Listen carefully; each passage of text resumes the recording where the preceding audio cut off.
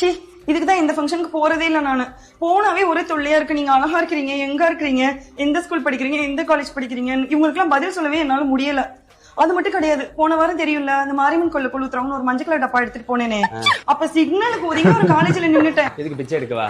ஏய் அங்க உள்ளவங்க எல்லாம் என்ன கூட்டிட்டு போயிட்டு நீங்க எந்த டிபார்ட்மெண்ட்டுக்கு நீங்க சீட் வாங்க வந்தீங்க, உங்களுக்கு பிஎஸ்சி வேணுமா இன்ஜினியரிங் வேணுமான்னு கேட்க ஆரம்பிச்சிட்டாங்க.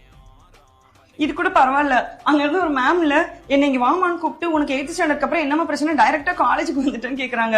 8th ஸ்டாண்டர்ட்க்கு அப்புறம் நான் வளரவே இல்ல போல. மூளையே வளரல.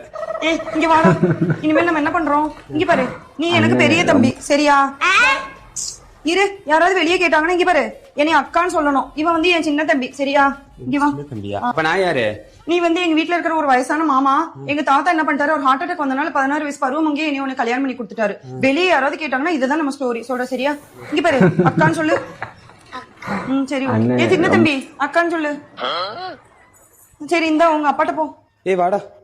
ஏன் நில்லுங்க, நீங்களா எங்க போயிட்டு இருக்கீங்க? இதோ பிள்ளைங்களுக்கு அக்கா எல்லாம் கிடைச்சிச்சு இல்ல, அதான் அம்மாவை தேடி போயிட்டு இருக்கான்.